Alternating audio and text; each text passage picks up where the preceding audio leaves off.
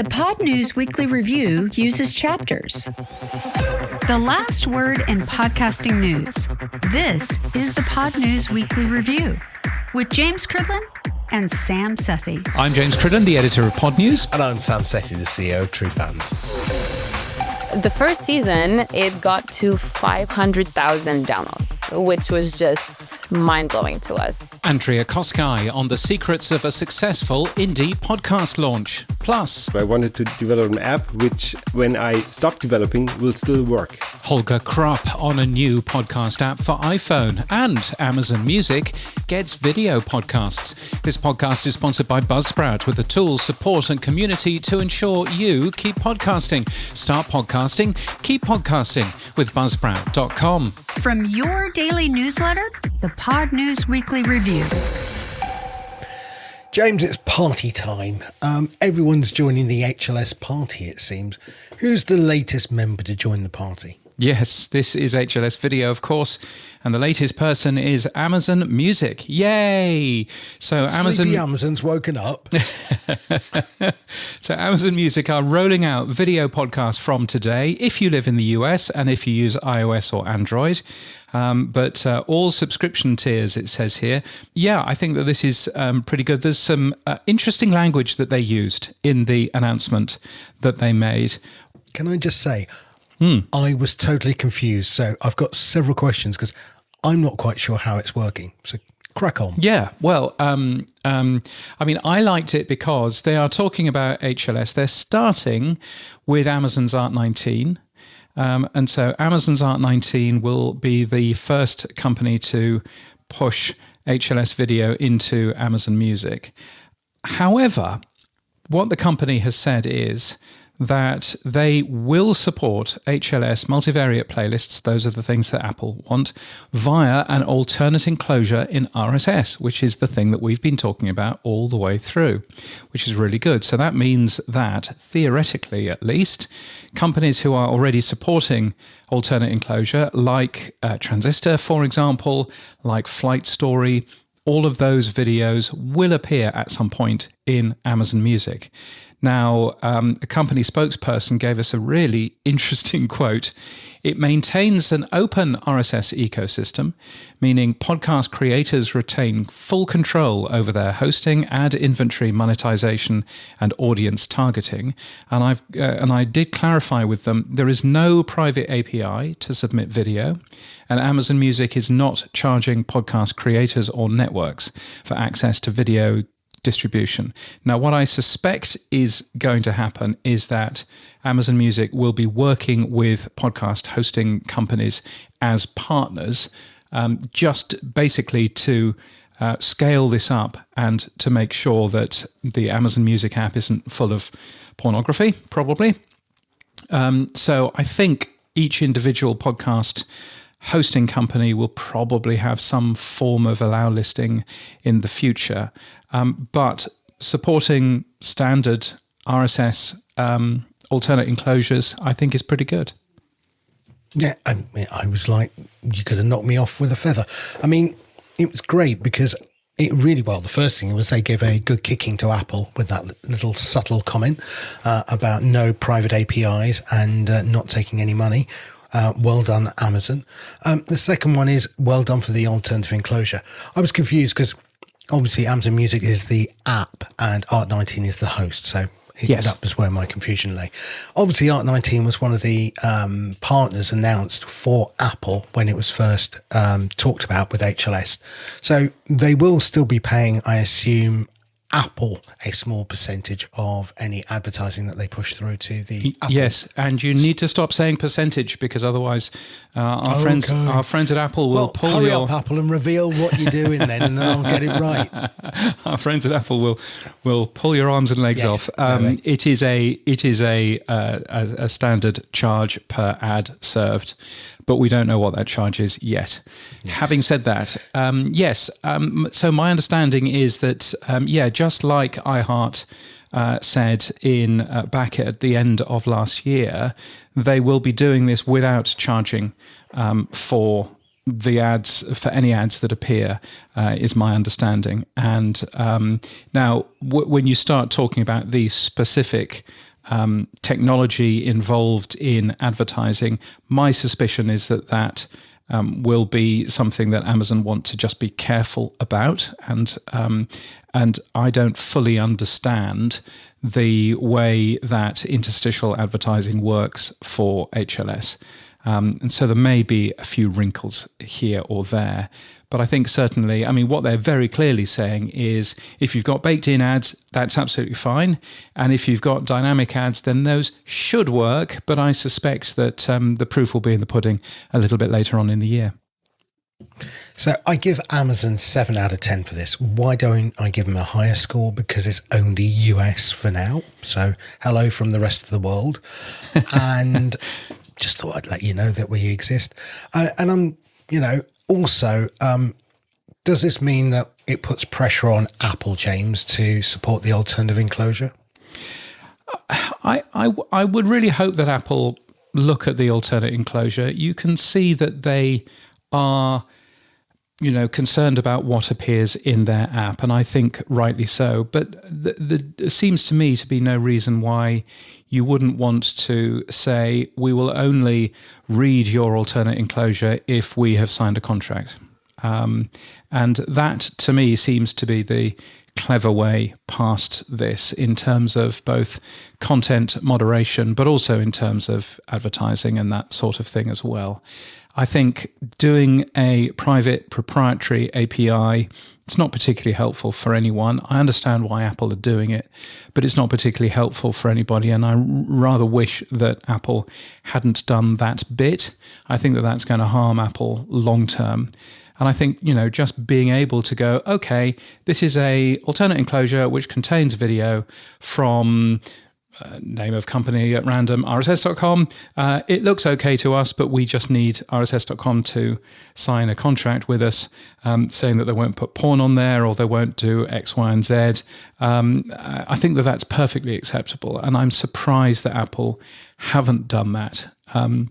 And I think anything that gets in the way of open RSS is a bit of a mistake, particularly from Apple, who have been saying very gung-ho recently, we are the home of podcasts. We are why podcasts are called podcasts, and we are the home of it. And I think it's, it makes sense, therefore, for Apple to just be careful that they don't ruin open RSS in that way. Doesn't Spotify and YouTube have the same porn problem? I mean, people can upload stuff, so they must have put in place some sort of detection before publication. I mean, certainly YouTube, as you would expect, has a bunch of that. The difference here, though, is that's a user uploading video to YouTube or to Spotify. In the case of podcasting, what it's more typically going to be is it's going to be a podcast hosting company who is connecting their systems directly to Amazon, directly to Apple, and so on. And I think that means that you can actually have a bit more of a legal relationship there by saying, you know what, actually, you just need to sign this before we'll accept those alternate enclosures from you. And that may very well be what Amazon is working on. When I started asking very technical questions such as this, you can imagine that the answers were, we'll come back to you and it'll all become clear later on in the year, et cetera, et cetera. And I think that that's perfectly fair. So, but I think, just to come back to the fundamental here, Amazon Music, turning on video podcasts, great. Doing it in an open way, fantastic. And I think they should certainly be patted on the back for that sort of thing. I'll have an extra piece of pizza at their party just to say thank you. Now, Acast. Now, they were one of the partners that launched with Apple along with Art19 and AdsWiz. They have just made a pretty big claim, James. What is it? That yes, they have claimed that they are the first to monetize Apple Podcasts HLS video. They've signed campaigns with both State Farm, which I think is an insurance company, and T-Mobile, which is a mobile phone company. And they say that 117 shows have already enabled Acast's Apple HLS integration. Now, I had a text message from another company which has also very clearly monetized HLS video, and their comment to me was the word bullshit. So I think fair enough. I think that other companies have probably monetized Apple Podcasts HLS video already. I think in this particular case, Acast, because they have a clever and far-thinking PR department, have thought nobody has yet claimed this as a first, and if we claim this as a first, then we'll probably get this as a first and it'll look good for us. So I don't see that there's particularly too much of a problem with that. It is now, because anyone searching on Pod News, the record of the day, yes, will just see Acast claims first. Well, yes, absolutely. And you'll notice that I said Acast claims it's the first, which is correct. Acast do claim that they're the first. But I'm not actually saying that Acast is the first, because that would be different. But over 1,000 video episodes published to date on Acast, and access to video is invite only, something that Acast didn't actually say. But I think that is interesting, just seeing the amount of growth. Now, you would kind of expect that, because the type of podcasters that use Acast are more likely to have video assets, more likely to be filming it on video anyway. I think the type of podcasters who are using Buzzsprout, for example, I was more surprised at hearing how well Buzzsprout's rollout has been doing as well. Within the first day and a half, they signed up 115 shows. They'd already published 250 episodes. That's pretty impressive after a day and a half. So I think from that point of view, I think that's a more impressive number, frankly. Yes, they're a sponsor, but I think that that's a more impressive number than Acast's number so far. Yeah, and now I'm going to say I'm super annoyed, right? So you've just said there's 1,000 videos that are available on Acast. There's loads of shows on Buzzcast, and none of those are open to the open standard apps like Fountain, TrueFans, Podverse, Overcast, Pocketcast. None of it. All that's proprietary. All of that's behind a locked firewall. We can't get to it. Blah, blah, blah. It's all for Apple. So we give Spotify a good kicking for being a walled garden, and we give Apple a bypass every time because they add a few tags. But this is a complete walled garden. I can't access those videos unless I use the Apple app. Why do we give them a free pass on this one, James? I think that's a good question, but also, why are we giving Acast a free pass? Why are we giving Buzzsprout a free pass? There is an open standard there. Support it. Why are they not supporting it? No, they're desperate to stay in the good books of Apple, right? Apple are the dog, they're the tail, right? Apple decided that they were not going to use RSS. Apple decided they weren't going to use the alternative enclosure. Apple decided they were going to use their proprietary API. And everyone fell in because they want to stay in Apple's good books. So I don't blame Acast and Buzzcast and others following their lead. But why did Apple force that in the first place when there was a decent open standard available? Yeah, well, I don't know. That will be an interesting question to ask to the folk from Apple. I'm not sure how many of the US folk from Apple are coming over next week. I think that some of them are to the podcast show in London.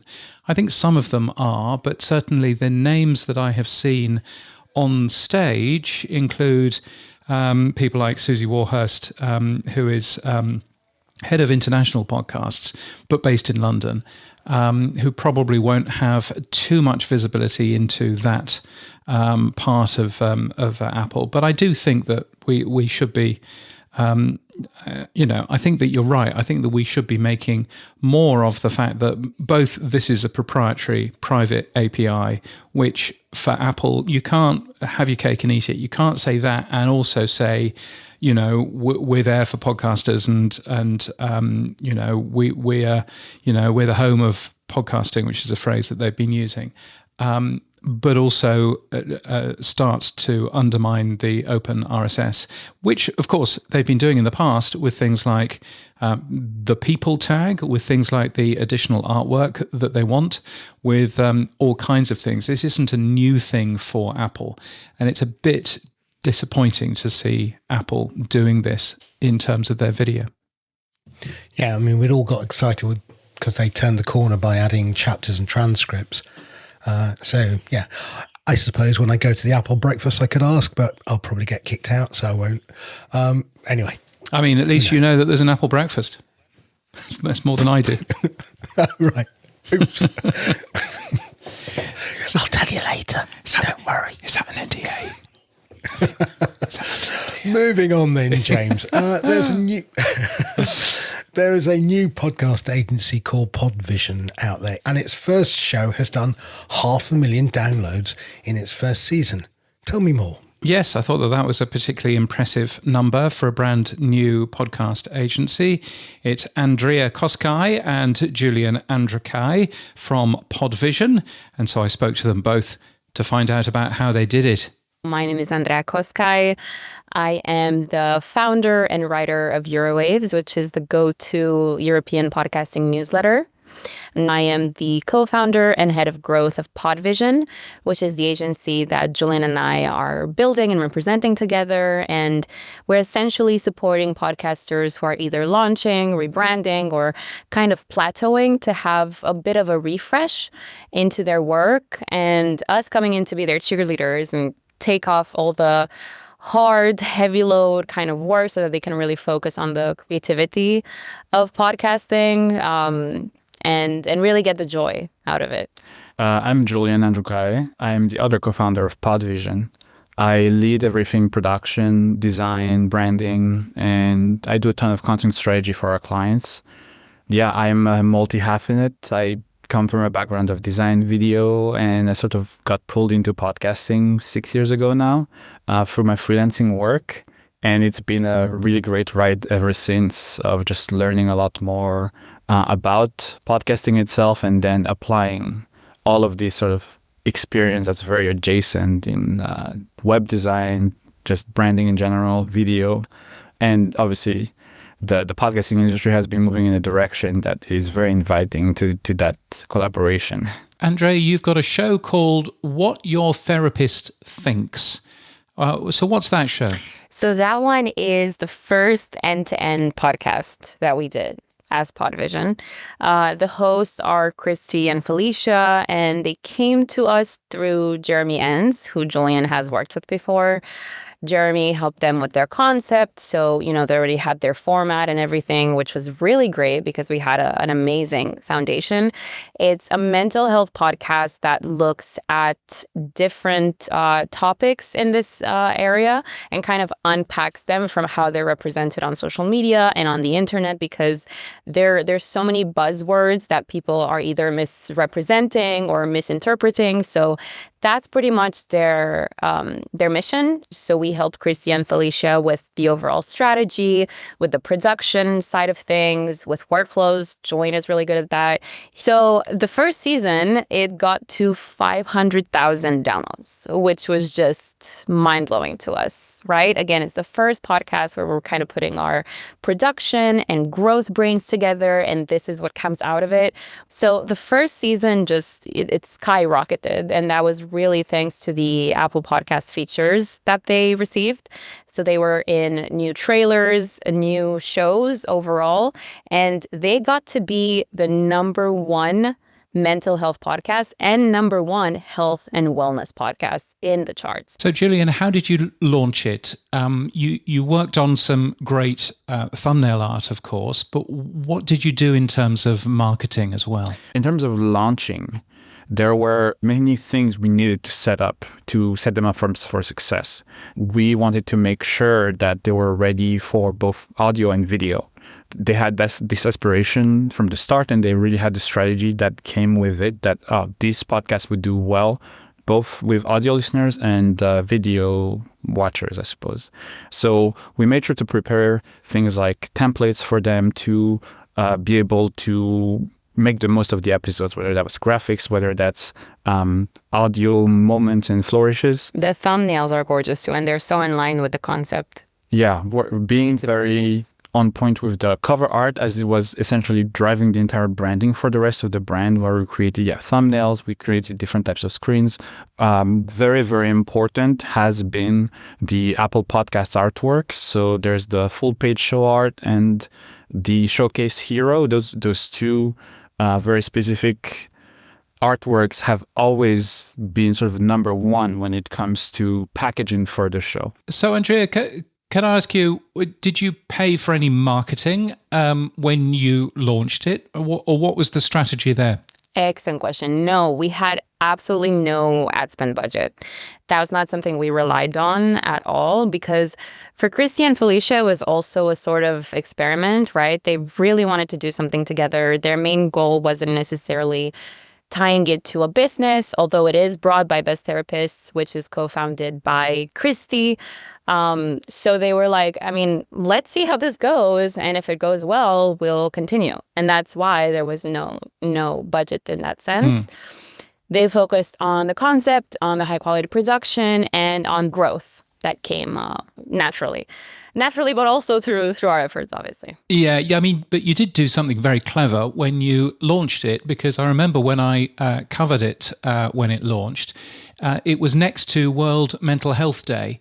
And I'm wondering whether it's useful to tie into things like those types of awareness days, or was that just a happy coincidence that it happened to launch then? It was part coincidence, part intention, absolutely. Whenever we're doing any sort of buzz building or marketing push, of course, we're taking a look at any world events or anything that we can really tie the podcast to. I mean, when you have a new show launching, that's already great news, right? It's a great angle to be pitching to podcast industry newsletters, to reviewers, to any sort of outlets that would kind of get the word about the show out there. But tying into this world event, again, that is so relevant, they're bringing in this unique concept, like Julian was saying, absolutely helped. And I think just everything put together, the fact that people in the podcasting industry were open to sharing it, they saw how clear and how directly communicated their messaging was, and it just made it very easy from the get-go to understand what it was about. And all these elements too, I'm sure they contributed to the Apple feature as well. And so it's all these little elements. Of course, there's maybe a little bit of luck in there too after putting in all this work, because you never know who in the editorial team is going to review your application. But I think this time it was someone who truly enjoyed the show as well. You're putting a lot of highlights on the Apple Podcasts feature. Is that, do you think, what made or broke this show, or was it more than just Apple Podcasts? How important was that for you? There's a really big impact that I think those features really had. I think this is also where Andrea's work has always been so important and so powerful. Like, it's very high impact. And the way that she's always been so purposeful with what she chooses to feature and how she chooses to pitch to the different outlets. Apple Podcasts is not the only outlet that did that, but I think with US podcasts, they've always been one of the most responsive, as far as I know. So you mentioned how important Apple Podcasts was. I'm wondering what percentage of consumption happens on Apple Podcasts for this particular show. Is it quite high in your experience? Yes, definitely. It's always been above 80%. I'd say it hovers around 85%. Being entirely on Apple Podcasts. And I mean, in the first push, Andrea did a lot of push towards many podcast listening apps. And for whatever reason this time around, and I think generally they were the most responsive in terms of thinking about the topic, discussing whether this was the right time or not to put out the show, on all of their featured lists, and actually following through with it. There were attempts, of course, with other apps like Pocket Cast, Spotify, Castbox, right? But I think it just happened that it was a good fit for the Apple editorial team. Because there have been other times. I mean, we have a good relationship with the other apps as well. But I think it really depends on what the show is. So what have you learned overall? What can other independent podcasters learn about what you've done here? I mean, I think it's really the most important thing, because as you know, independent podcasting is not for the weak. It is so much work. And if you're doing it by yourself, you're just, recording something, putting it out there into the world. It's kind of, it feels at least as if it's going into a vacuum, right? If you're doing it by yourself. So, of course, the first thing we would say is having the right partners that will be there for you, cheer you on, also tell you a little bit about the podcasting industry, if maybe it's your first rodeo, is absolutely key. The fact that they had their concept and their messaging clear from the get-go, absolutely key. The production was high quality. They did have a video element, even though it was not a podcast made for YouTube. And the buzz building push was significant. But also, most important than everything, like we were saying earlier, it was intentional, right? The way that it was connected with the World Mental Health Day, the way that it was highlighting what's unique about this podcast was very important. And last but not least, also the cover art. Again, I will shout out Julian's talent in this area, because, I mean, there's so many cover arts that simply don't tell you what the show is about, right? I mean, that have a microphone on them, but they're not about podcasting, and it's not helpful for listeners that maybe just have the person's headshot and the show is really not even about them. It's hosted by them, right? So that is a hugely important element. And as we know, since we were talking about Apple, they really care about this design aspect, right? On the feed, everything from the cover art to their specific artwork to your overall maybe episode art as well, that it follows their guidelines. So all of those little brick by brick elements are hugely important, and it's rough and it's difficult to do it by yourself. So where do we go to learn more about Podvision? Yeah, you guys can, and any listener can find us on our website at pod.vision. We're also on LinkedIn, whether that's the company or Andrea and I, Andrea Koskai on LinkedIn, Julian Andrukai on LinkedIn. That's pretty much where we're really active right now. Of course, shouting out Eurowaves as a really great place to get to know Andrea and her work. And Eurowaves is not just for European podcasters. It's really for anyone interested in international podcasting, first of all, but then also in the European market. So definitely join the community. We also run a Google group, which, for those who don't know, is just a Gmail emailing group. I don't know how you'd describe it, but it's a really great resource to share news and connect with other people. It's called Eurosound. So if you'd like to be added, you can reach out to us and we'll happily add you. There are around 500 members at this point from all over the world, from the independent to the executive level in podcasting. So again, it's a really great community. It's been great to catch up. Thank you so much. Thank you so much, James. And looking forward to catching up too in London. The Pod News Weekly Review will return in just a second. Hello, and welcome to Podbiz, the money behind the mic, a podcast about the business of podcasting. I'm Norma Jean Belenke of NJB Media, podcast and media strategy, marketing, and audience development. And I'm John Kiernan of Podhouse Productions, your one-stop shop for everything podcast production, from ideation to editing and recording and so much more. We're your co-hosts on this journey into this world of podcasting as a business tool. Whether you're launching your first show, scaling a podcast network, or building branded content for your company, Podbiz breaks down the strategies, tech, and mindset behind podcasting success. We're bringing you insider tips, real talk with industry professionals, marketing tactics that actually work, and all the lessons that we've learned in the trenches. Plus, we'll tackle the big questions like, where's the money in podcasting? Monetization, growth, SEO, and of course, how to stay human in a data-driven world. So if you're ready to go beyond the downloads and build real impact with your podcast, then hit subscribe and let's get down to Podbiz. The Pod News Weekly Review with Buzzsprout. Start podcasting, keep podcasting. There's a story I saw in Variety. It's about disclosure of AI labels. Now, we've been talking about AI slop quite a lot on this show, and I think the industry of podcasting is struggling with some of that. But a London-based company called Mise en Scene has reportedly unveiled a new disclosure standard for film and TV. And they're going to be revealing that at Cannes Film Festival. Can we learn anything from the film and TV production side here?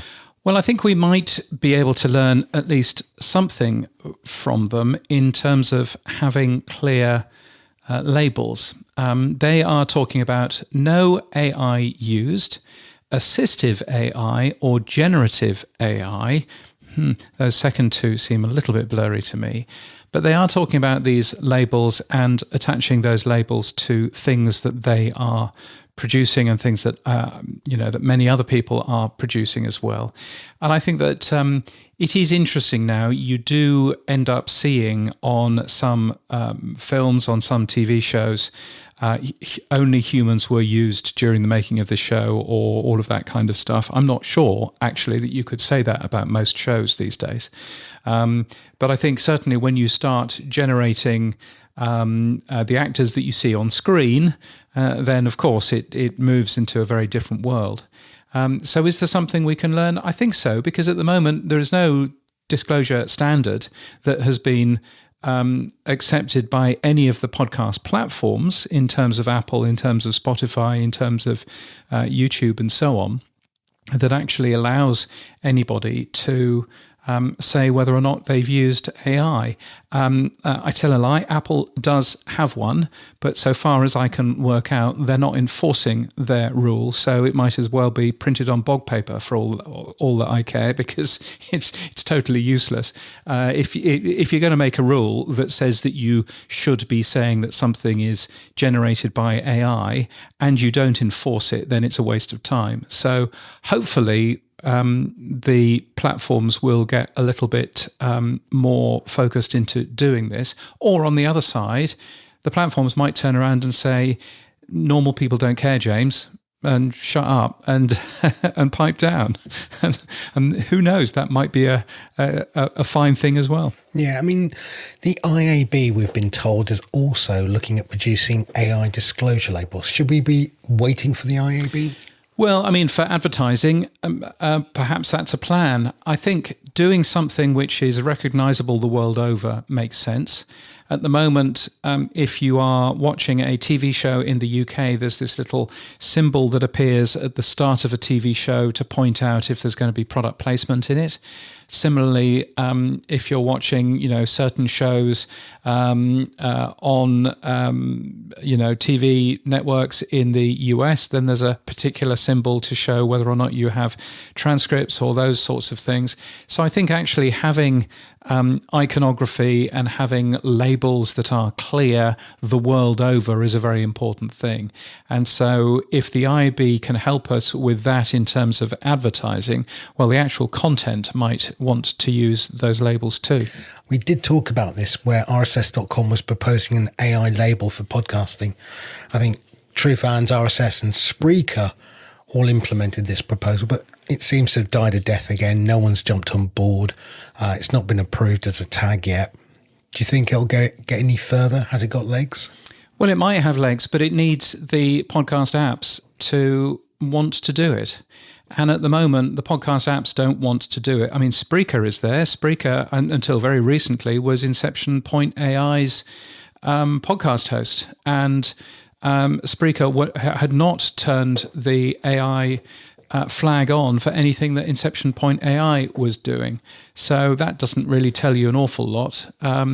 So, I think it needs to be something that the podcast consumption apps, YouTube, Apple, Spotify, all jump on board with. And until that's the case, I don't think really that we will end up moving forward. I think there are two things that Alberto has done. One of the things is that tag, which, as I say, needs agreement to move forward with.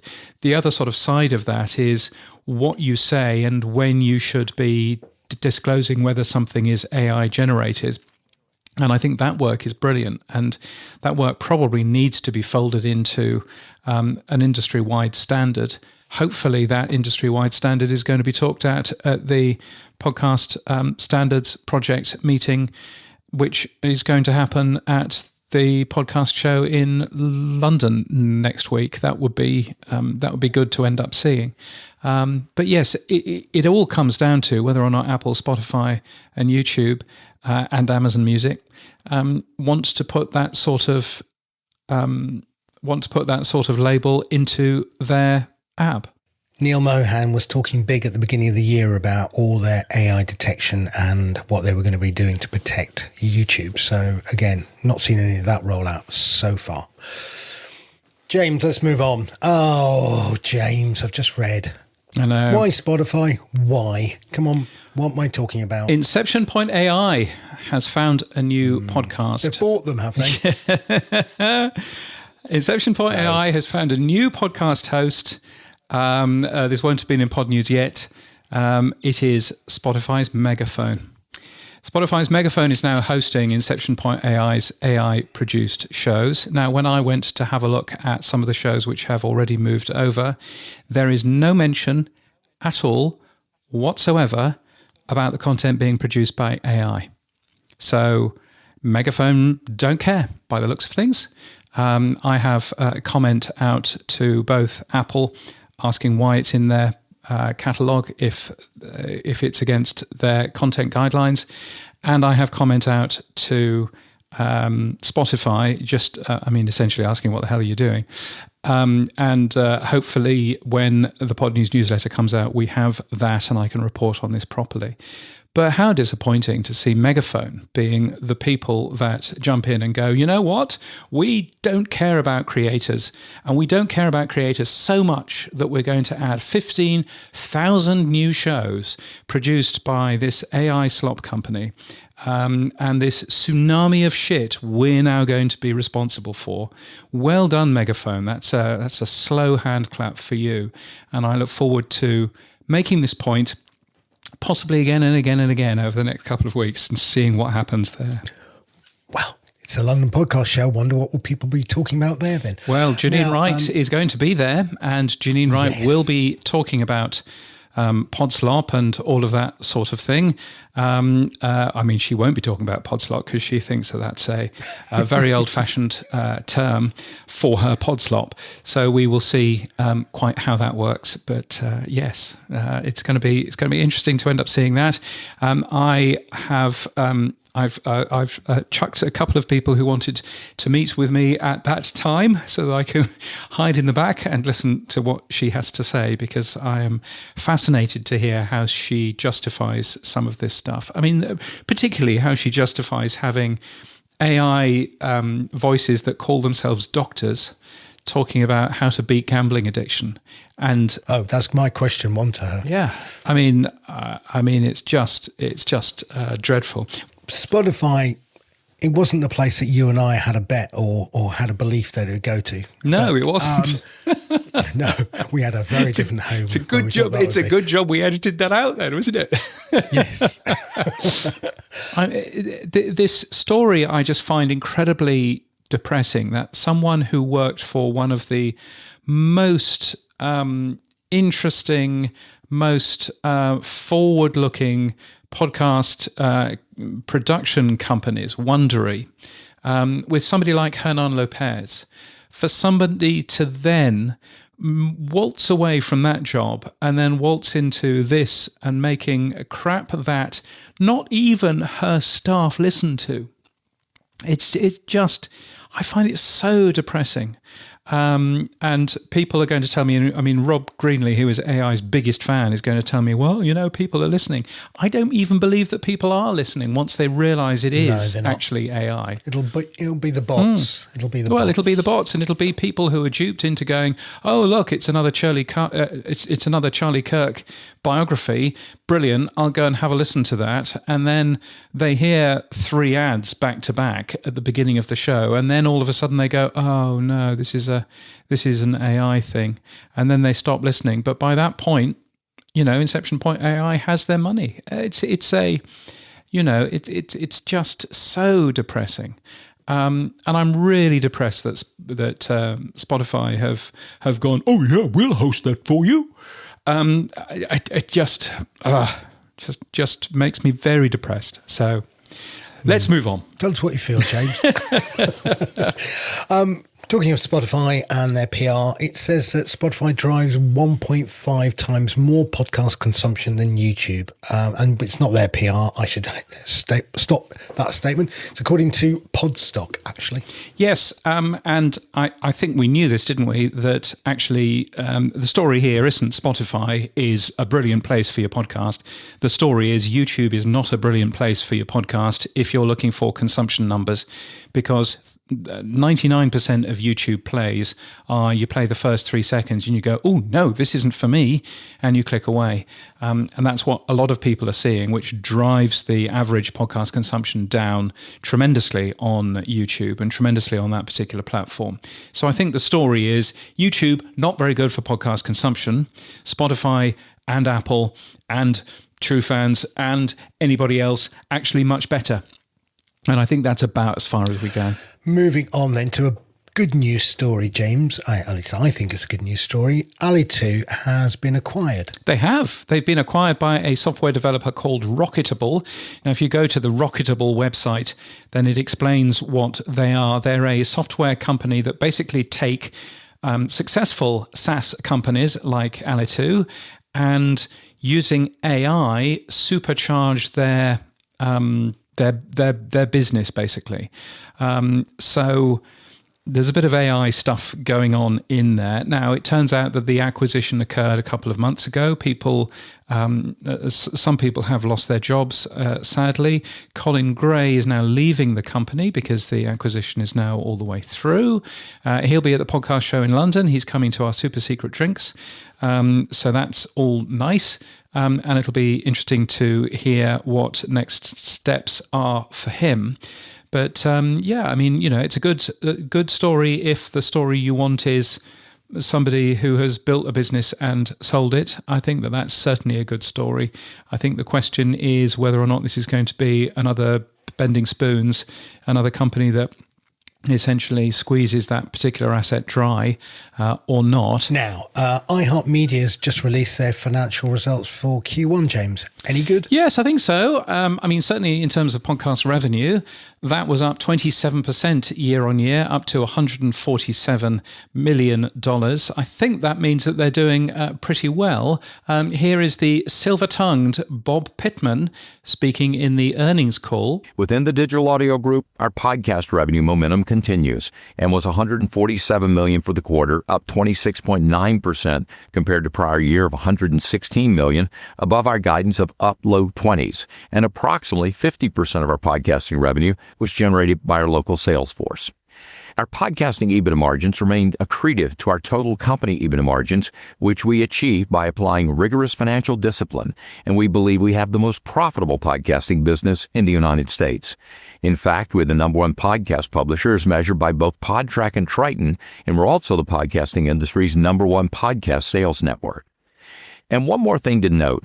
A major key to our success in building our podcast business has been our broadcast radio assets. If Netflix is in essence TV on demand, then podcasting is radio on demand. And as the number one radio company in America, that gives us a great advantage. And if you're looking for further validation of the power of our broadcast radio assets and our radio personalities, out of all the video podcasts that appear on Netflix, in the first quarter, one podcast got over 40% of all their podcast views, according to Samba TV. And that's our own Breakfast Club with Charlemagne. Why? Because they talk about it on the radio every morning.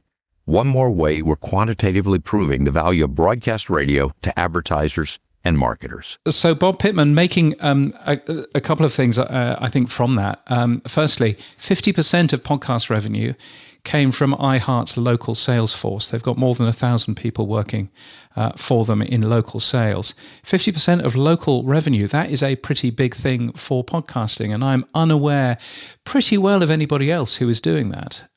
So I think that that's definitely something to watch there in terms of revenue from local businesses going into podcasting, I can't imagine too many. I may be completely wrong on this, but I can't imagine too many local businesses are doing too much advertising in other places.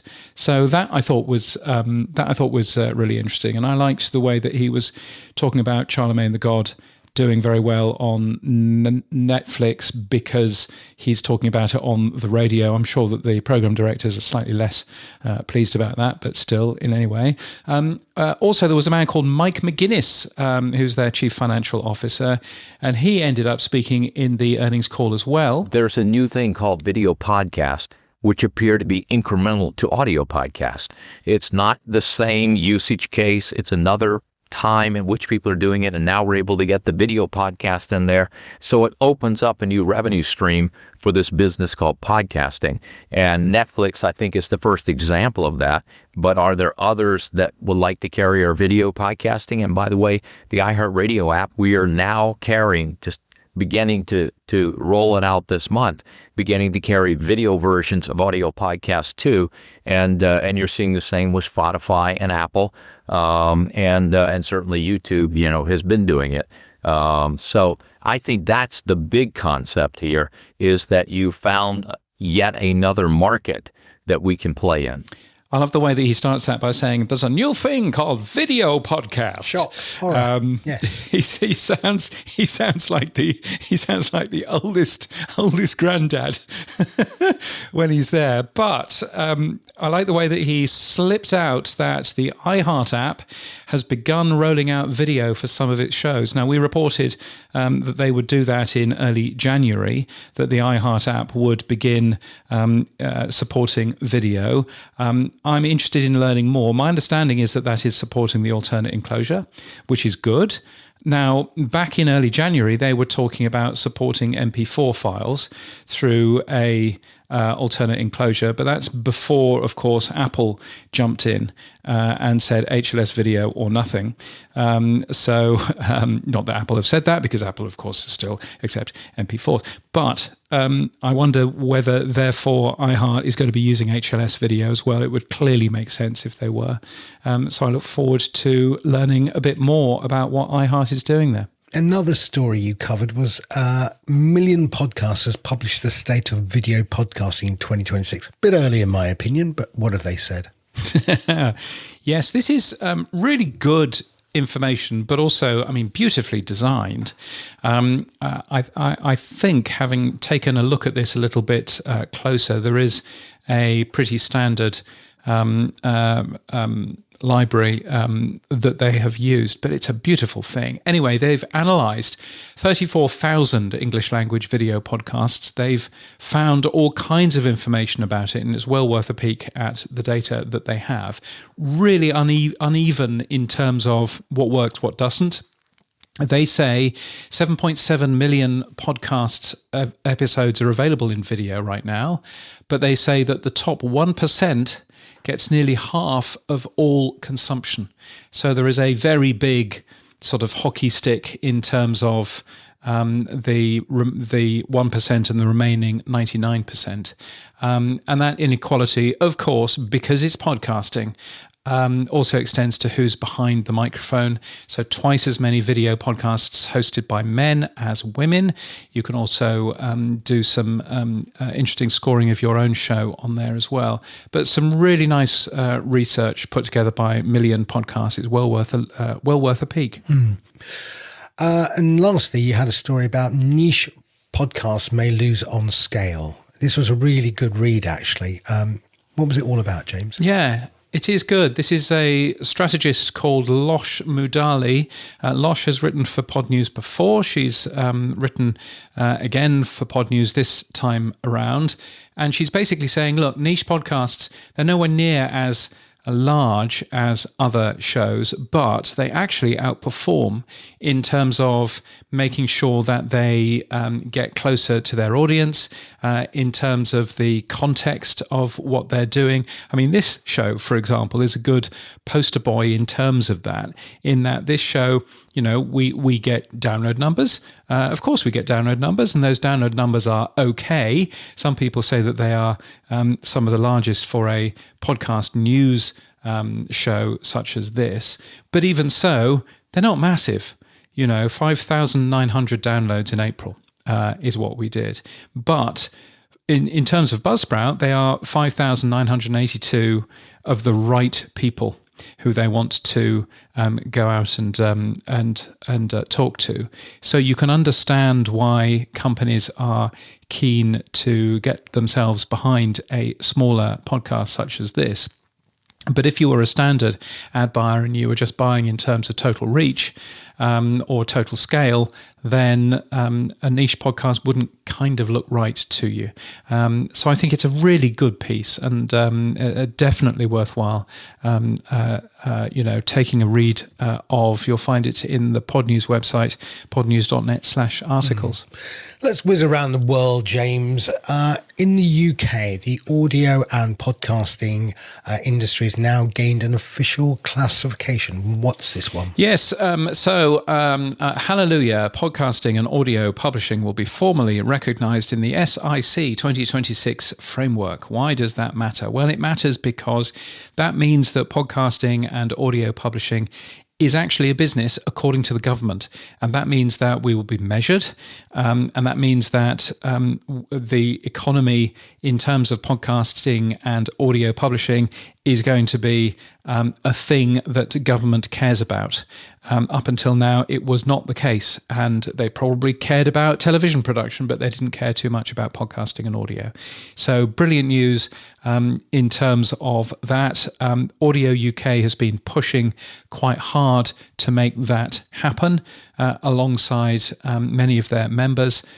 So that's good news coming out of the UK, even if it is seemingly quite dull and quite inconsequential. Actually, it'll be quite consequential, I think. So even if full adoption will be only in 2031, so still got a time to wait. Talk about dragging your knuckles. I know, I'll be 60. So easy. Ageist. Imagine being 60. Oh my goodness. I don't know. I don't know yet. So that'll all be fun. Also going on in the UK, the new radio figures are out. Matt Deegan, friend of the show, has written a very good piece. It's probably at mattdeegan.com. As most of these things are, talking about the benefit, interestingly, the benefit of specialization, the benefit of a radio station having a job to do and doing it well. Because those radio stations that have a clearly defined audience seemingly have seen their figures going up, whereas the more general radio stations seemingly appear to have gone down. So that's certainly worth a look and harks back to some of the stuff that Losh was talking about earlier on. And talking about radio, Bauer Media Group and the EBU and the BBC and a fair other set of people have this thing called Radio Ready, and it's to make sure that radio is still visible in a car. Why does this matter for podcasting? Well, it matters for podcasting because actually radio being visible in a car and being easy to find in your car is important for podcasting as well, because podcasts should be too. And the one thing that I would say, and you've written a question in the show notes here, which is, I think, a brilliant question. Would you like to read it out? Yes. Who speaks for the podcast industry?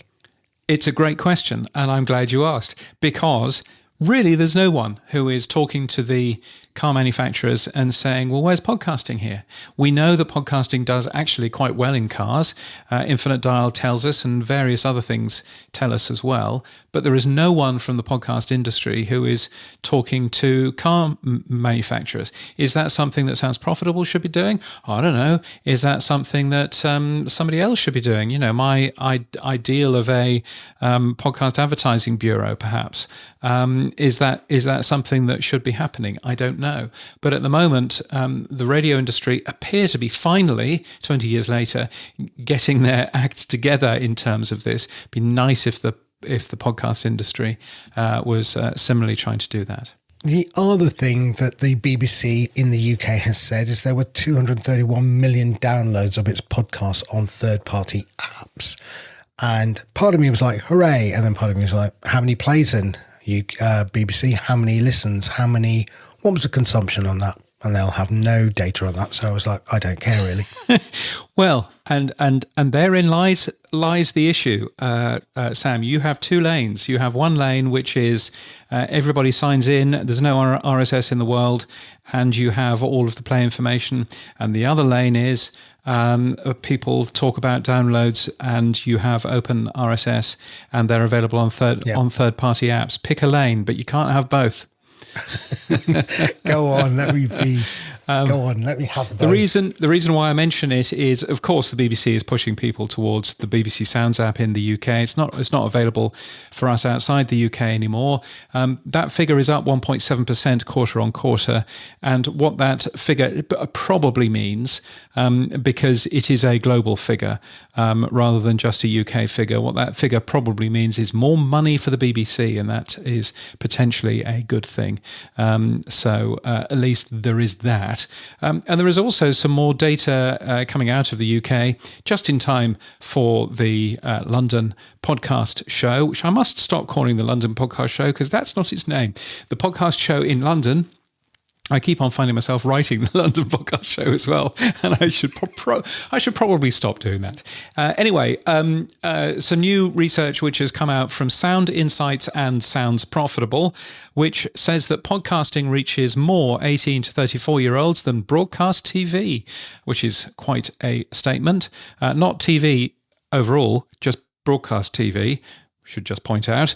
But anyway, Ben Robbins and Tom Webster will be covering more of that data at the podcast show in London on Wednesday at 10 a.m. if you want to go and learn more about that. And finally, there was a report that you were a contributor to, James. It was the Reuters Institute. And again, highly recommend going on to Pod News Daily, finding the link and reading it.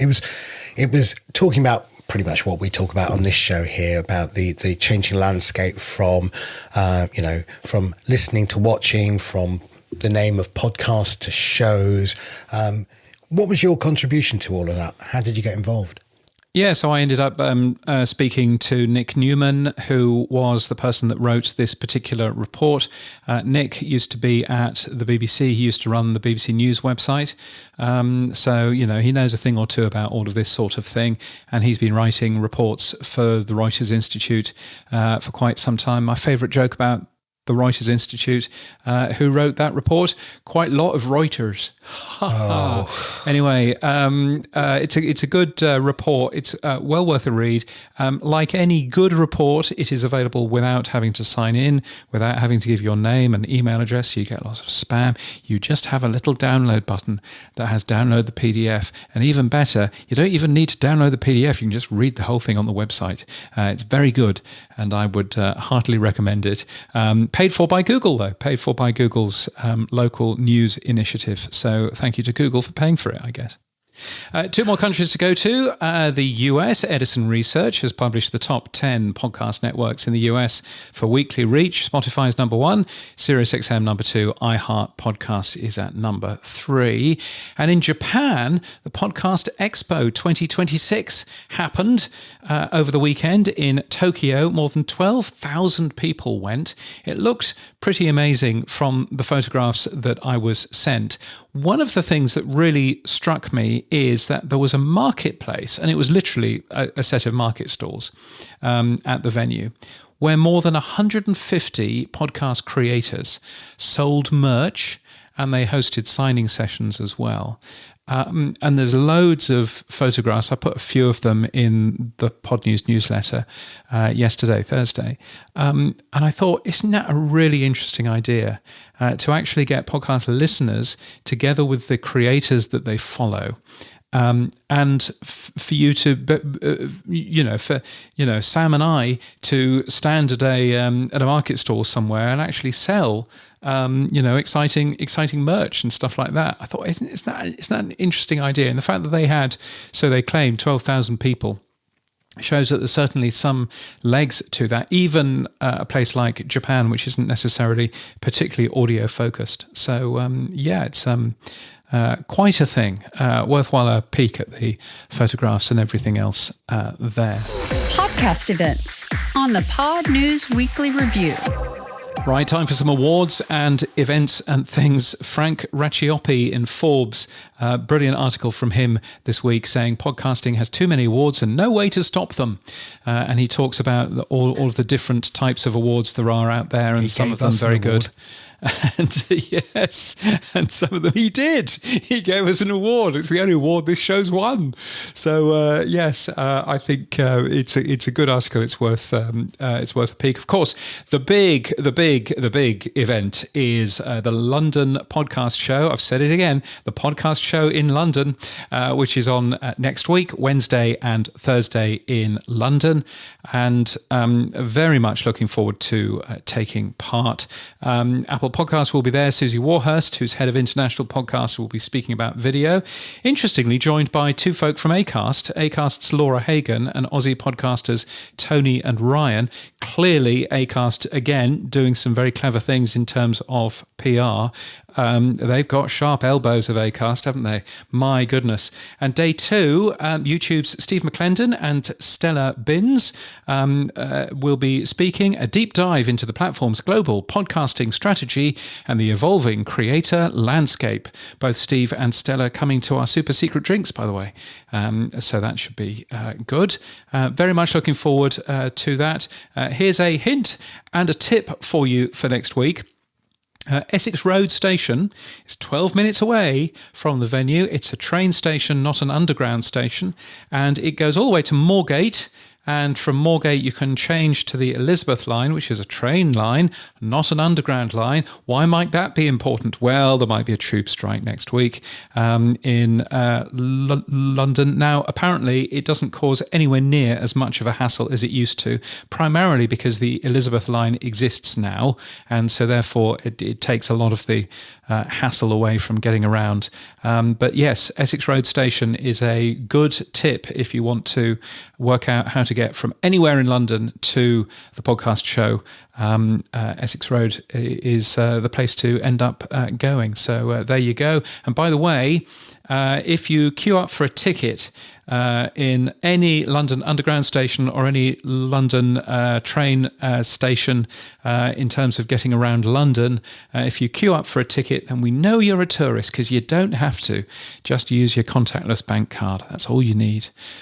So there's a thing. A few things going on at the podcast show, which I thought was interesting. One of them is Sony will be there, but Sony as in cameras, broadcast cameras. They are going to be there. We'll have them on the show next week. And I find it fascinating that they are showing off all of Sony's broadcast ecosystem. I'm using Sony headphones now, but they're not showing off their headphones. No, they're showing off their fancy cameras. So that tells you about the direction of travel, I think. And also the Podcast Academy giving away 2 awards at the podcast show in London. Brilliant, the Podcast Academy.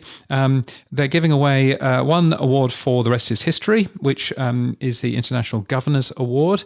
And they're giving away the International Impact Award, which is the one that I won last year. They're giving that to a load of Americans. Well done. Wisecrack from Tenderfoot TV. Well, if you give it in London, they're international, aren't they? Yes. Wisecrack from Tenderfoot TV and iHeart Podcasts. Which, so the International Impact Award recognises a podcast or individual based or set outside of the United States whose recent work has had a significant positive impact on the global podcasting landscape. Wisecrack, of course, winning the Ambies for Best Podcast. So that's presumably a significant positive impact. It is, of course, set in Edinburgh. And one of the people on that show is a UK comedian. So I guess it's all okay, really. But so, yes, are you going? Who are you going to end up seeing? Yeah, well, there's an odd person called James Cridland at 9:15. I think I might go along and see what he's got to say. Yes, that's the Pod News report card. By the way, it only opens at 9, so you'll have to run. Get your coffee first. To the origin stage. Earlier. Yes, don't wait for your coffee. No, there's a couple of people I'm looking forward to seeing. Global's Vicky Etchells. I'd like to see what she's got to say. Substacker there. Justin Jackson's doing something interesting in the Pod House. Dino and Megan Bradshaw are on the same stage together. Patreon, bumper. So there's a lot of good things that I'm looking forward to seeing. You want to see Piers Morgan? I don't. I want to see Pave, but he comes with Piers Morgan. I can't really kick Piers Morgan off, can I? Steve McClendon from YouTube, Greg Glenday, and of course Janine Wright from Inception Point AI as well. So lots and lots of good stuff to go and see. That's going to be a classic. It's going to be a classic. I'm looking forward to that one. The tech stuff on the Pod News Weekly Review. Yes, it's the stuff you'll find every Monday in the Pod News newsletter. Here's where Sam talks technology. Yeah, I noticed. I went onto the podcast index and I was looking under the apps, and TrueFans has been the number one listed app. And I suddenly found a new app was listed above us. I was like, Humbridge, what the hell? So I started counting tags. We're okay, we'll be back at the top shortly. But it's called UpNext. And I was like, okay, well, who the hell's up next then? Let's find out. And it's a lovely German guy called Holger Krupp. And he is by day, a jet engine designer or rocket engine designer. He's basically very, very clever. Not another one. Yes. And by night, just for fun, he's written a iOS podcast app. And what makes it quite unique is it's serverless. And what also makes it unique is he doesn't want any money. And also the third thing that makes it truly unique is he's open sourced all of it. So I thought I'd get hold of Holger and find out why he started to build UpNext. UpNext is a podcasting app that completely lives on the device. There's no server behind, no reliability issues with internet, except of downloading new episodes, of course. But everything happens on the iPhone.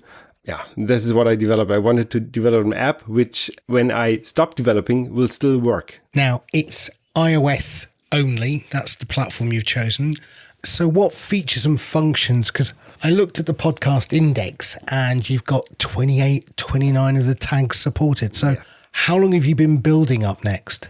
I started developing a podcasting app in 2014, the first time. So I've been a podcaster myself since 2011, and we made a small podcasting meetup here in Hamburg, and I met some people and they said, it's difficult.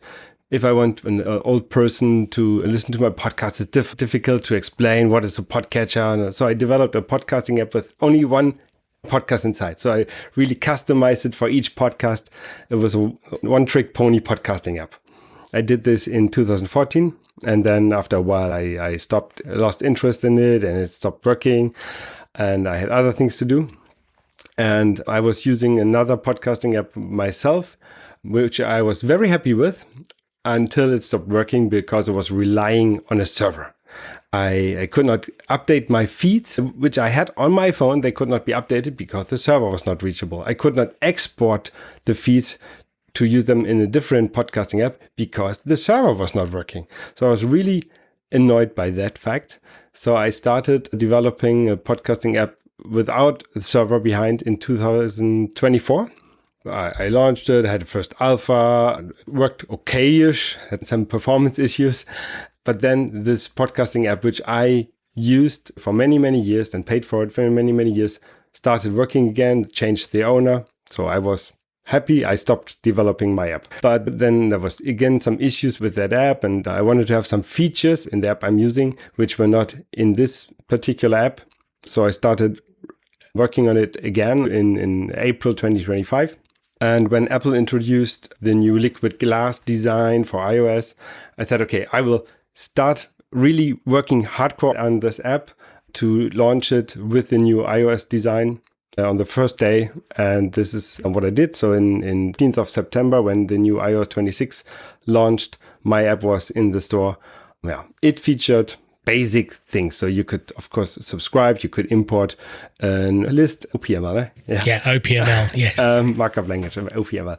Your chapters. So one of the things I always support from the beginning was chapter markers, both included in the files, MP3 or MP4 chapters, but also what I included in the very first was something called Podlove simple chapters. I don't know if you're aware about this. Good German chapters they are. Good German podcasting ideas. I had this. I supported deep linking. So if you want to share a clip out of it. You can directly link to this minute what you're playing at the moment. And then I added additional features like clip exporting. You can say, I want to export this. You can cut a little bit of the audio and share it as a video on social media or wherever.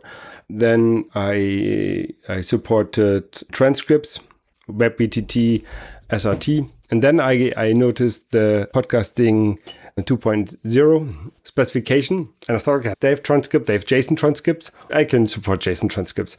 And I started slowly putting more and more of the text into the app. Yeah, and I support a lot of text. I think I pass more and I support more than I should. Because, for example, there's one tag which I think is called locked, where it's more for directories. So I show this tag, I pass this tag, I show this tag, but it's not really useful for the app at the moment, I think. Yeah. You've got a couple of, I looked in the list, I think you've got a couple there like blocked and lock and a few others that are host-based ones, but that's okay. Yeah. So this is also what I'm currently doing in my app. So the build I have on my phone, I'm trying to revamp a little bit the UI, implement the text a little bit smarter than they are currently text. So for example, if the episode is just a trailer, somewhere in the text is written trailer. Now in my new build I have, and which will come, I don't know, in the next month someday into the App Store, in the overview of all the episodes, they will be marked trailer. So I think it's more useful than. So this is currently my work. And so one of the other things I thought that was quite nice, because I loaded the app today and I was playing with it, is you've got on-device transcription as well. Yes, but this is not nice. I'm using Apple's transcription engine, of course. I don't have my own, and I use what's there. And it's really restrictive. So the time slots or the audio you can give to it and get a piece of text back is very short.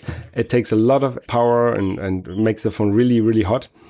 But it's quite fast. So 1 hour of audio, what I put an option at least that you can always do it if you want, but you can also set it up that it's only automatically started when the phone is on the charger. In that case, doesn't matter if it takes a little bit more battery. Have you found the use of local transcription difficult? And are you going to stick with it, or are you going to, as you said, it's not a server-based app, so you haven't really got a choice. You've only got local transcription, really. Actually, exactly. I have either feed provided transcriptions or local transcription. There is one thing I'm planning to implement, and there is this podcast search engine Feed, FYYD, which I'm also using as a directory. And they also do transcriptions on their server and have them in their backend. So my plan is that if a feed does not provide a transcription, I first ask the Feed podcast search engine, do you have a transcription for that file? If yes, please give it to me. If not, then I only start the automatic transcription.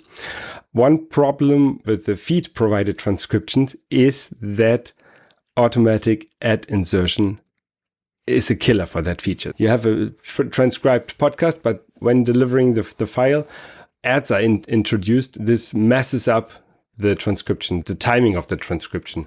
Yeah, the dynamic ad insertion is a killer. Yeah, that's a well-known problem. It's really bothering me. I don't know a way around at the moment.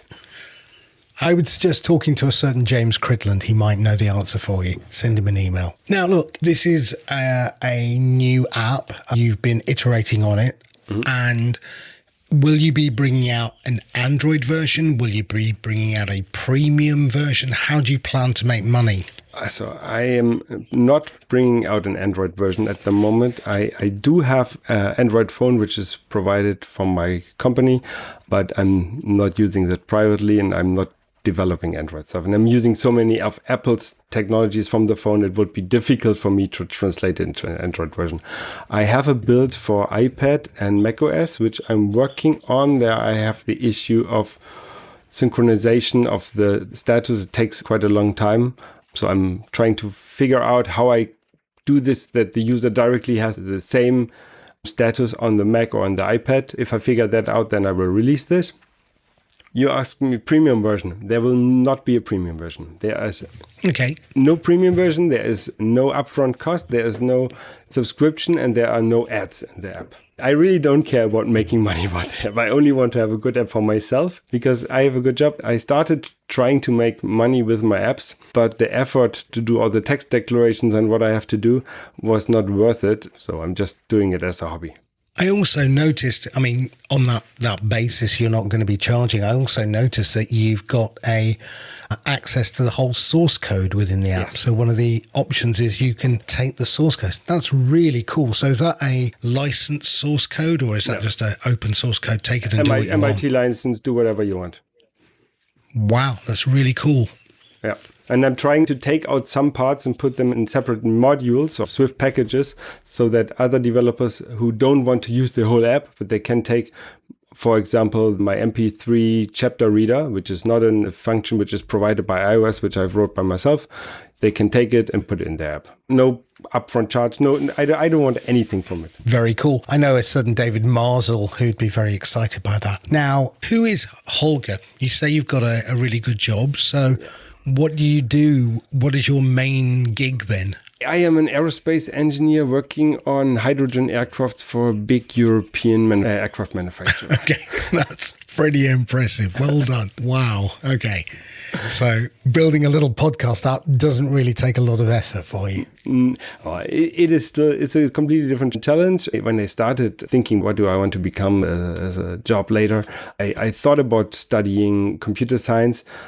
But actually, I didn't want to sit in front of the computer the whole day. So I thought I'd do something more practical. But in my job, I still sit in front of the computer all the time. So let's look at the future of UpNext. What is next for UpNext? What are you planning? Will you get to the point where you go, right, I'm done. That was a great project. Or will you maybe look at a server-based implementation? I don't know. What's in your head for UpNext? I'm still not done with the app. Functions, at the moment, I think it's quite complete. I now have share pictures. I have playlist support because a friend of mine wanted to have playlist support. He wanted to have a function to listen to the back catalog of a podcast in order how it was released. And I thought, okay, for that, I need a specific playlist. So I put this in the app. Currently, I'm refining it, making it a little bit more smoother, a little bit more faster, cleaning up the UI a little bit more readable, more improving the accessibility of it. And then I'm waiting for what Apple will introduce in their next WWDC to see if there's anything interesting for me to put in the app. Otherwise, I will work on small things. Always when I think I need a new function for the app, I will implement it. And I keep it updating because it's my main podcasting app I'm using myself. I want to have an app which is nice to use. So it has CarPlay because I'm driving to work every day, 30 minutes, so I need CarPlay. All the functions which are implemented are because I need them for my podcasting listening experience. If somebody else has an idea, feel free to send me an email or put an issue in GitHub. Maybe if I think it's a good idea, I will implement it. If not, maybe not. We'll see. But there's no idea to stop working on it. You mentioned that you have video support. Are you supporting MP4 video? Or I am not yet supporting videos. Okay. I have put the alternative enclosure tag, and you can link to a video and open it in a browser. But they are not yet opened directly in the app. But this is also something I would like to have because even back in 2005, I was listening to video podcasts at the time. So I would like to have it back in the app. So if someone wants to go and try UpNext, where would they go? Either search in the App Store for UpNext or go to my website, extremelysuccessfulapps.com, because they are not successful. And you can find a link there. Excellent. Holger, thank you so much and good luck with the rest of the development, and very, very cool on open sourcing it as well. Well done. Thank you for having me. James, you've been busy with, I don't know, Canva or Photoshop. What have you been doing? No, not Canva or Photoshop. No, you're talking about the fact that Pod News now correctly marks video podcasts on Apple Podcasts. If you have an episode or more in video, then we will automatically do that, and we will use a watch on Apple Podcast badge instead of a listen on Apple Podcast badge, and all of that. Now, there's no way of doing that through the API. So what I'm doing is I'm scraping the page on Apple Podcasts and looking for the existence of a video icon, essentially. It's a little bit more complicated, but not really. So I'm doing that. But I think that's nice. So we will begin to learn the sorts of shows which are available in video as well as in audio, and we'll have some data around that, which is good. And one thing that I did notice, Sam, while I was doing that, is that Apple Podcasts has lots and lots and lots of schema of easy to read for computers data in their web pages now. They are using a schema called Creative Work Series. Now, I was using Podcast Series because I saw somebody else using that, but Apple, oh no, they're using Creative Work Series, and they've got lots of information in their HTML all about each individual podcast. And I thought, okay, well, I will switch mine over. So I'm no longer using Podcast Series. I'm using Creative Work Series because that's what Apple Podcasts are using, and Apple Podcasts are rarely wrong. They haven't caught up with you. You were right and they were wrong. No, I'm not sure. But anyway, that is now, that is in there. But very interesting. Seeing all of that. So I thought that was good. And by the way, I didn't make all of those badges. Apple Podcasts now has badges that are there for listen, watch, find on Apple Podcasts, and I think there's discover on Apple Podcasts as well or something. So I'm not quite sure what those other ones are for, but yes. So all very nice, and you should be able to see that if you take a look at the listing for Buzzcast. That's one listing that I know has been upgraded, which now includes the video stuff on there, because that is available in video, or at least one of the episodes was. Now, talking of people like who are clever, much more clever than I, Alberto Batella, the co-founder of RSS.com, has produced something called a Podroll Atlas. What's this one, James? This is very cool. And actually, the only reason that he can do it is that Dave Jones from the Podcast Index has his beautiful new page on the Podcast Index now, which is called Datasets, which is all of the public datasets. And it turns out that there was a dataset for recommendations. And Alberto got very enthusiastic and excited about this, and whisked up a app which allows you to have a look through all of the podcasts that are being recommended. And there's some really good, interesting stuff in there, which sort of really shows you where these podcasts are being recommended from, and and all of the connections. The Mel Robbins podcast, for example, is massive. It's recommended by 158 podcasts. It itself makes no recommendations, but that doesn't matter. It's still doing really large. And of course, you can then go, well, I wonder what sort of shows recommend it. And then you can have a look. There's one here called Through the Mental Lens. There's one here which is called The Women Are Plotting. You can see that there are sort of different types of shows in here that are recommending other shows. And I find all of that really interesting. So yes, Alberto has done a very nice job. If you want to go and see this, atlas.rss.io is where to go. atlas.rss.io. It's a one-page piece of code. It's got lots of cleverness in the back end, as only Alberto can do, and very, very smart. So yes, very cool. Boostergram, super comments, zaps, fan mail, and voicemail. Our favorite time of the week. It's the Pod News Weekly Review inbox. Yeah, so many different ways to get in touch with us. Fan mail by using the link in our show notes, or boosts, or email. We share any money and we put it behind the bar at the podcast show and other places. Not that we're doing that this time, but you know what I mean. Thank you, Buzzsprout. But yes, we've got some messages. I've got a message from Justin Jackson through TrueFans, because I did a full video Pod News show earlier on in the week, hidden away. I didn't say anything about it, and you had to spoil it by telling everybody.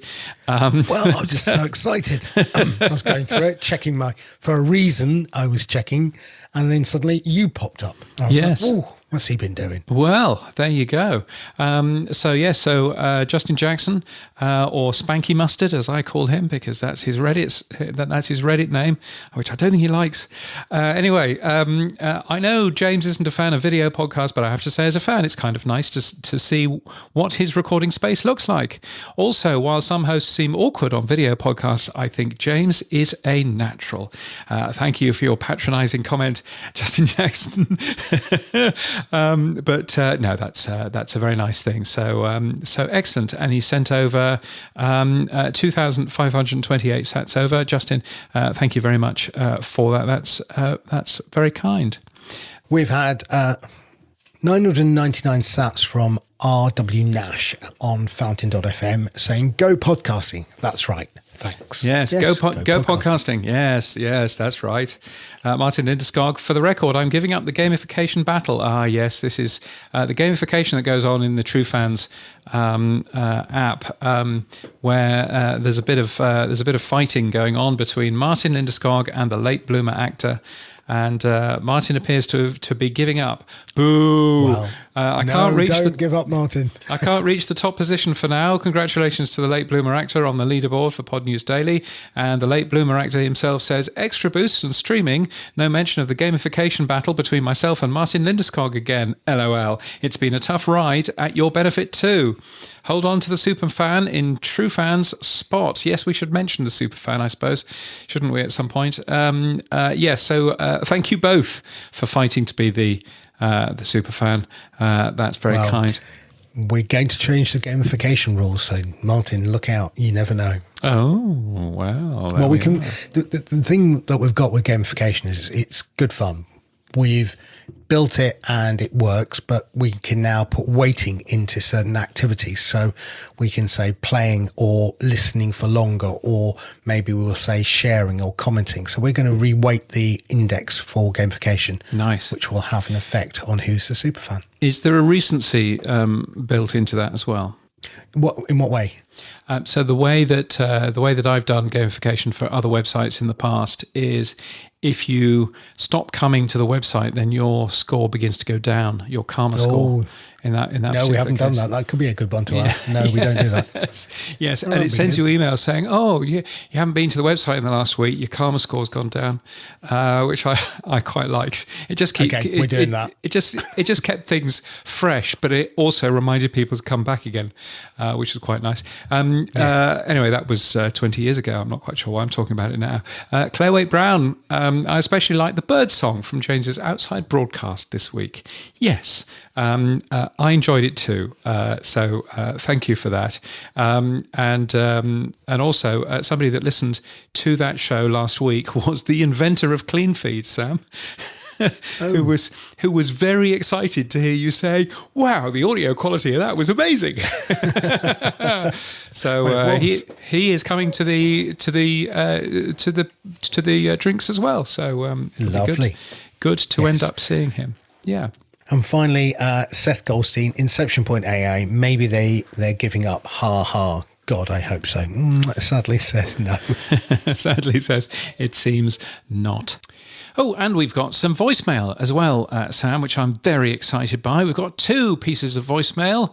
Let's have this one first. Hey guys, Dave Jackson. You're talking about Stephen Robles getting his, double the video thing. The third thing, isn't Stephen the guy that's like the Apple shortcut king, which would be another reason why Apple would be promoting him? Just a thought. Just a thought, and a great thought as well. Yes. So this was Stephen Robles, who was doing amazing stuff with his new video podcast through Transistor. I think Dave makes a good point. You must, by the way, Sam, take a listen to School of Podcasting, where this week he interviewed Alban Brooke, and he also interviewed Justin Jackson. But it was just like beautifully put together, wasn't it? It was just, it wasn't 2 interviews. It was here's what Dave said, here's what Alban said, here's what Justin said, lots of those clips all the way through. And I was thinking, blimey, that must have taken such a long time to produce. It was really well done. It was really well done. So really good. Heartily recommended. Go and take a listen to the School of Podcasting podcast. It's definitely a good thing. And of course, Dave is our third power supporter as well, who's been supporting us for over 2 years. So Dave. And he'll be at our drinks. And he'll be at our drinks. Oh, is he coming over? Excellent. He is. Excellent. Yes. Well, I'm looking forward to seeing Dave Jackson in his jacket and his Podpage t-shirt. So that'll be good. And by popular demand... Hi, James and Sam. Neil Velio from Podnose Podcasting here. Ask and you shall receive. You asked me to leave a voicemail on the last episode. Here I am. I just wanted to come off the back of that Apple Podcasts video case study. Oh, yeah. The one about posting video means doubling your place. Yes. And fair play, James, for flagging this, because I think most people sharing that headline over the last week won't have included the bit where you pointed out Apple is basically pushing that content at the moment because they want to show off their shiny new toy. It's what all platforms do when they roll out a new feature. It's algorithmic. It's not a result. It's just a wonka golden ticket. And of course, once the golden tickets stop coming, everyone loses heart, because the moment everyone piles in, they're going to restrict the results. They will do. So, yeah, it was really good to hear you pointing that out, and hopefully it will give people a moment to stop and pause before they order their ring light on Amazon. Before they order their ring light on Amazon. Good. And of course, you could always tell an ex-radio DJ because he talked up to the 60 seconds, didn't he? It's good to hear your voice, Neil. Thank you for that. He's at the drinks as well. Yes, looking forward to hopefully seeing you at the drinks. I've invited quite a lot of people to the drinks, so I'm hoping that. That's all right. Yeah. Dear, we may have to have a conversation. Well, yes, we may have to have a conversation about that, because I think we might have to pay for some of it. Anyway, okay. Well, start sitting in those sats quickly. If we've invited so many people. Anyway, very much looking forward to all of that. What's happened for you elsewhere this week, Sam? Well, I'm really excited because we finally cracked, I think, our media players for both mobile and desktop. We've sort of had them, and I've not been 100% happy with them, but we redesigned them this week. We took a leaf out of Apple, actually, if I'm truthfully known. So in the mobile player, we now have a turn video off and on capability, same as the Apple one, but the UI is much nicer. It's much slicker for us. And there's a picture of you, James, in our show notes for the video you did for Pod News Daily. And yes. But when you click on any of the buttons below, then you can you can follow along with the transcript. You can see chapters if they existed. You can leave a comment. So it's on page while you're active, rather than having to come off it and do something else. So I was quite pleased with that. And on our desktop, we've got full screen desktop as well with show notes, side notes, and you can remove the show notes away and go full screen as well. So it's just much nicer and much slicker. It works really well. And then there's all sorts of user settings where you say, I don't want any video, turn it off. So we will play audio first rather than video first. Or I don't want full screen. I just want it in a little postage stamp. So that's the default. So you've got all those settings where you can change it around as well. So you're not forced down. What, you've got user settings in TrueFans? Oh, we have one of 3,000, yes. Yes. That page is the page to be redone next week. Yes. Yeah. No, very cool. So yes, that was one of the things we did. The other one was we've been testing our live streaming server. So it's an HLS live streaming server. It's not a Shoutcast Icecast. So very excited about that. And it'll be both audio and video. And that seems to be working well with the lit tag. So good news. No configuring of the lit tag fields. We do that all for you. So it's just click a button to go live and set a time and a date. Nice and simple. Very nice. Very nice. And you've done some more analytics as well. Yeah, well, because we've got listen time and watch time already for streaming data, we can now take the data for each episode and start to aggregate some of that. So one of the things I want to look at was the average listen time per episode. So we take all the listen times that you have for each of your episodes and we aggregate that obviously to give you the average. And we did the same for the average listen time per user as well. So you might say this podcast is listened to for 28 minutes on average, or 60%, or maybe of the fans that I have, the average user listens to 90% of the show, right? Whatever the numbers come out. So again, little data points that you might be interested in. Same for average revenue earned and average streaming costs, because we charge by the megabyte.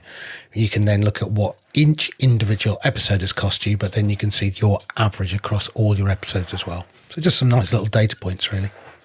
Very nice. Gosh, you've been busy. It was noted. James, what's happened for you then? Well, I have been putting together the slides for the Pod News report card, and I've been doing a few private presentations of that report card to some of the companies who have been interested in the results of that, which I've enjoyed doing so far this week. But I did notice right at the end, I asked a question, which was if there was one thing we could do to make Pod News better, what would that be? And quite a few people have decided that this is a good idea to give us some feedback for this show. Right. Now this show is not the Pod News report card, right? Sorry, I just read some. No, I know exactly. So anyway, here we go. So the first one, interview this great guy called Chris Stone on the Pod News Weekly Review about his business podcast crew. I, for one, would love to hear from Chris Stone, yes. presumably in the UK. Reduce the political opinions and ongoing banter about the US. As a Canadian, I do not follow US political news and don't expect to see what flag is being waved on this podcast. I come here for podcast news, not Trump or Elon updates. Enough of that. Let's get back to the independent podcasters, the soul of podcasting, and remaining the voice of podcasting news. So if I say Mark Carney's a lovely guy and I don't think he's great, should I stop? Says somebody from Canada, right? Who clearly, I mean, yes. Whereas there's another one from the US saying, "Stop being such liberal weenies." I'm quite sure what a weenie is. Are we a sausage? Yes. Tell right. Sam to stop giving made-up facts on the weekly show. Okay. I've passed that on. That's a shame. I like giving them made-up facts. Yeah. Yeah. Spotify's number one. Sorry, was that made up? No. Somebody else from the US. I feel like Sam and James are recording content every second they're not asleep. Gosh. Is the show that long? And one final one from Stephen Goldstein of New Jersey. No, one final one from Germany somewhere. The weekly show should be no more than an hour long. Please. Well, sorry. Well, if you listen to us on 2x, it's only 1 hour long. The week, in fact, if you listen to us on 1.5x, it's only an hour long, because there is a hard stop for this podcast of an hour and a half. And that is exactly where we are right now. And I've still got to get the interviews in. So I'm James, imagining... Wait, do you remember when I first asked you, hey, James, you do a 3-minute podcast. Would you like to do a half-hour podcast with me? I know. And I kept on saying, yes, let's do a half-hour podcast. Let's not do an hour and a half. Well, John McDermott wants us to do 3 shows a week. That would cut it down to 3 half-hour shows. John McDermott wants us to do a breakfast show every single day, and we're not going to do it. We're not going to do it. He's coming as well. Hey, Justin Jackson wants you to do video. He says you look good. Oh dear. Anyway, thank you if you took part in the Pod News report card. Yes, I was kind of expecting constructive feedback for the newsletter, not for this not for this show. But anyway, that's what we got, and so there we are. Actually, there's a couple of really good ideas in there which I'm going to do. So so I'm quite pleased in asking that question. That was a new question. I think it was just what do you think of Pod News, and everybody said, oh, it's brilliant, James, it's really good. And I didn't want that this time round. I wanted to know where I was going wrong, and only one person has actually said bad things in there. You wait till next week. Send them in now. So we will see. And anyway, that is it for this week. If you want to read more about those podcast stories, then you'll find them in the Pod News Daily newsletter, podnews.net. You can support this show by streaming stats. You can give us feedback using the Buzzsprout fan mail link in our show notes. In fact, I think Kevin actually came back to me after last week's show when I said people can't find it on weekly.poduse and like that. He said, I'll fix that. So that's good. You can send us a boost. You can become a power supporter. They're not going to sponsor our drinks now, James. Like the 24 power supporters at weekly.poduse.net. I must stop criticising. Right, move on. Our music is from TM Studios. Our voiceover is Sheila D. Our audio is recorded using Clean Feed. We edit with Hindenburg, and we're hosted and sponsored by Buzzsprout. Start podcasting. Keep podcasting. Get updated every day. Subscribe to our newsletter at podnews.net. Tell your friends and grow the show. And support us. The Pod News Weekly Review will return next week. Keep listening.